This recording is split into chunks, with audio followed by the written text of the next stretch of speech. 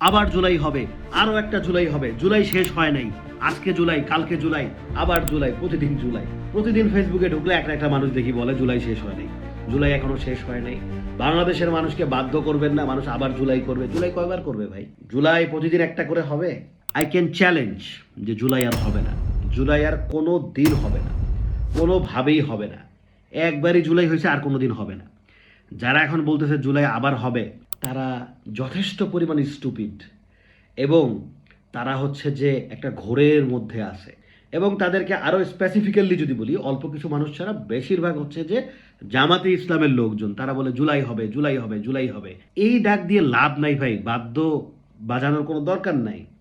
মানে ওই বানরের নাচের মতন সার্কাসও হয়ে গেছে, শুধু ঢোল বাজায় ঢোল বাজায়, আর ঢোল বাজালেই হচ্ছে বানর নাচবে। তো জুলাই হবে, জুলাই হবে, জুলাই কেন জুলাই হবে? জুলাই যে হবে না সেটার প্রমাণ আমি দিচ্ছি আপনাদেরকে। জুলাইয়ের সময় যত মানুষ রাস্তায় নামছে, এখন পারবেন নামাইতে? কোনোভাবে পারবেন? পারবেন না, কোনোভাবে সম্ভব না, কোনোদিনও সম্ভব না। তো যারাই বলে জুলাই হবে, তারা আসলে ঘোরের মধ্যে আছে, বাস্তবতা সম্পর্কে তাদের কোনো ধারণাও নাই। আর তারা একটা নির্দিষ্ট দলের, অনেকে জানে যে হবে না, এরপরেও বলে মানুষকে একটু নাড়াচাড়া দেওয়ার জন্য, যদি কিছু জনসমর্থন পাওয়া যায় ওইটার জন্য। এবার কেন সেটা বলি। প্রথমত, জুলাই আন্দোলন কারা করছে? জুলাই আন্দোলন আপামর জনতা সবাই করছে। এর মধ্যে অনেক বড় সংখ্যক একটা কর্মী ছিল বিএনপি। তো তারা হচ্ছে যে দেশকে স্বৈরাচার মুক্ত করার জন্য আন্দোলনটা করছে। তাদের অনেক বড় ভূমিকা আছে, অনেক বেশি সংখ্যক তারা মানুষ ছিল। অনেক নির্যাতনের পরে তারা হচ্ছে যে এটাতে পার্টিসিপেট করছিল। তো জামাতের লোক ছিল। তো জামাতের লোকের থেকে বিএনপির লোক তো সবসময়ই বেশি। তো তারপরে কি ছিল? সাধারণ ছাত্রছাত্রী, কওমি মাদ্রাসার অসংখ্য স্টুডেন্ট ছিল, তাদেরকে কেউ কোনো জায়গায় ক্রেডিটই দেয় না। সেই কওমি মাদ্রাসার হাফেজ আলেম বিশাল বড় একটা ভূমিকা পালন করছে। প্রাইভেট ইউনিভার্সিটির শিক্ষার্থীরা কিন্তু ছিল জুলাইয়ে, এবং সাধারণ মানুষও অনেকে গেছে। তো অনেক মানুষ জুলাই আন্দোলনের পক্ষেই ছিল, কারণ সবার মধ্যে একটা আশা ছিল, ইচ্ছা ছিল যে একটা পরিবর্তন হোক। এখন যারা আশা করছিল পরিবর্তন হোক, তারা দেখছে যে দেশের কি দুর্দশা হয়েছে ডক্টর ইউনূসের সময়। এনসিপি তৈরি করছে, এনসিপি তো শিবিরের এক্সটেনশন। জামাত শিবিরা তো ডেফিনেটলি মৌলবাদী, তারা এটা এবার প্রমাণ করছে, এতদিন মানুষ জানতো না। তো এই যে জুলাই আন্দোলনের পরে জামাতকে যে মানুষ দেখলো 1.5 বছর, মানে ডক্টর ইউনূসের শাসন, মব করছে জামাত, সব ধরনের সহিংসতা করছে জামাত, জামাত এবং এনসিপি, মানে এনসিপিও তো জামাত। সো এই যে কাজটা করলো জুলাই আন্দোলনের পরে, এটাই সবার আগে বললাম, কারণ যারা পরিবর্তন চাইছিল তারা কিন্তু পরিবর্তনটা পায় নাই। সো তারা এখন জুলাই আন্দোলনের পক্ষে নাই, বা এই মানুষদের সাথে আসলে তারা নাই, তারা একটা সময় সমর্থন করছিল। দ্বিতীয়, যেই কওমি মাদ্রাসার আলেমরা, যেই হুজুররা হচ্ছে যে রাস্তায় নামছিল, তারা দেখছে যে দেশটা পরিবর্তন হয়নি, বরং আরো বেশি ইসলাম বিরোধী হয়ে গেছে। অনেক জায়গায়, অনেক জায়গায় ইসলামের নামে জঘন্য জঘন্য কাজ করা হয়েছে মব করে, মানে ইসলামের বদনাম হয়েছে। এবং শেষ পর্যন্ত ভিকটিম হয়েছে এই কওমি মাদ্রাসার স্টুডেন্টরাই। জামাত শিবিরকে পুলিশ ওইভাবে ধরে নাই, ডক্টর ইউনূসের পুলিশ। তো কওমি মাদ্রাসার তারাও আলাদা হয়ে গেছে, এবং তারা দেখছে যে কিভাবে আমেরিকান এজেন্ডা বাস্তবায়ন করার জন্য ডক্টর ইউনূস দিনরাত কাজ করছে, কিন্তু দেশে কোনো শান্তি প্রতিষ্ঠা করে নাই, কিচ্ছু করে নাই। দেশে অন্যায়ের কোনো বিচার করে নাই ডক্টর ইউনূস। তো তারাও গেল, কওমি মাদ্রাসার লোকজন, প্রাইভেট ইউনিভার্সিটি স্টুডেন্ট, তাদের কোনো কিছু ঠেকা নাই। তারা বাবার টাকায় খায়, বাবার টাকায় পড়ে, তারা পাবলিকের মতন কম টাকায় পড়ার জন্য, কম টাকায় সুবিধা নেওয়ার জন্য, মেধা তালিকার চিন্তা ভাবনা করে বিসিএস এ চাকরি করার জন্য যত ফ্যাসিলিটি আছে, কোনো ফ্যাসিলিটি প্রাইভেট ইউনিভার্সিটির স্টুডেন্টরা চায় না। তারা বাবার টাকায় পড়ে, বাবার টাকায় খায়, বাবার টাকায় বিদেশ চলে যায়, কিন্তু বাবার টাকায় বেশি বিজনেস করে। তো কথা হচ্ছে যে প্রাইভেট ইউনিভার্সিটির অল্প স্টুডেন্ট আছে যারা হচ্ছে যে এই সরকারি চাকরি দিতে ইন্টারেস্টেড, বিকজ ওই স্যালারি বলে, ওই লাইফ স্টাইল বলে তাদের ভালো লাগে না। কিছু করার নেই, আমি ডিটেলসে যাব না, আমি কাউকে ডিসরেসপেক্ট করতেছি না, বাট চয়েসের কথা বলতেছি যে তাদের চয়েসের সাথে যায় না, সো তারাও নাই।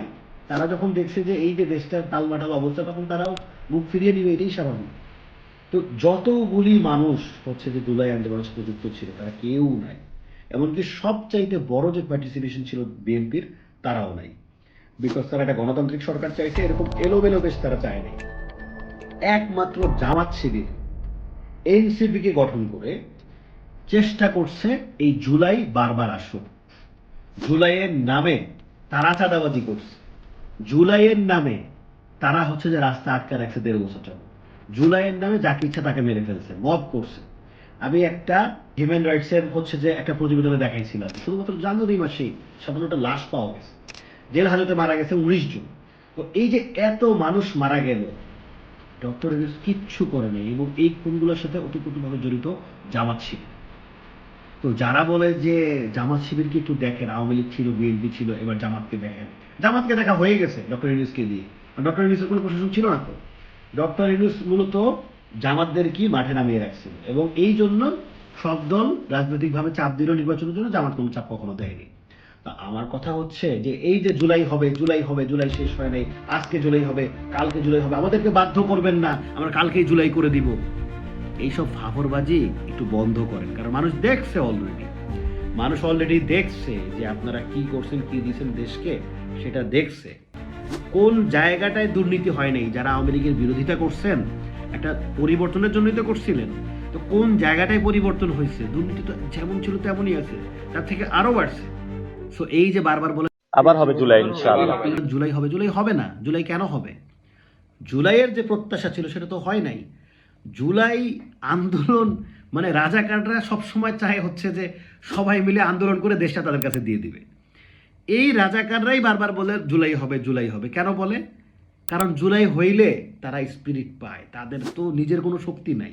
মানুষ রাস্তায় নেমে আসবে, তখন তারা বলবে যে এগুলো আমাদের কর্মী।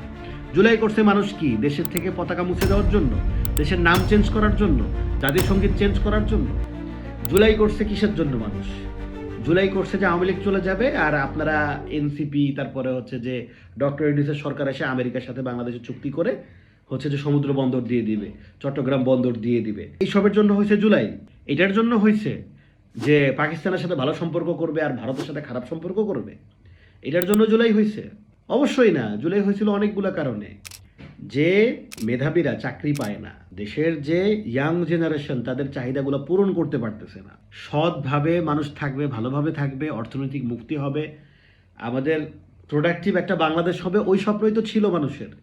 সো ওই স্বপ্ন তো কোনোভাবেই পূরণ হয়নি। ডক্টর ইউনূস শুধু খসড়া করতে করতে গেছে। তো জুলাই কোত্থেকে আসবে?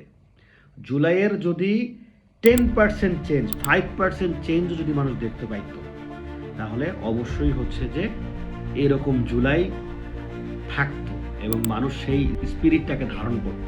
করে নাই, করা সম্ভব না। তো এখন জুলাইয়ের নামে রাস্তা ব্লক না করে যেই সরকার আছে সেই সরকারকে সমর্থন করেন, তার সমালোচনা করেন এবং দেশটাকে প্রোডাক্টিভ করেন। আর জামাতে ইসলামী কোনোদিনও বাংলাদেশের স্বাধীনতাই চাইনি।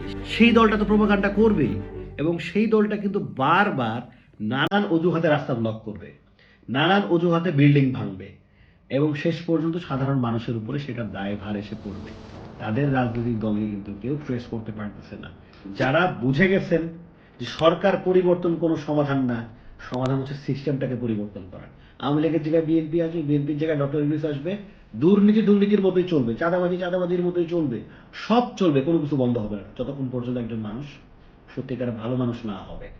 সো এই জায়গায় মানুষটাকে ভালো হইতে হবে। দল পরিবর্তন, সরকার পরিবর্তন, কথায় কথায় সরকারকে টান দিয়ে ক্ষমতা থেকে নামিয়ে ফেলা, এগুলাতে কোনো কিছু লাভ হবে না। সো জুলাই আন্দোলনের গল্প অনেক হয়েছে।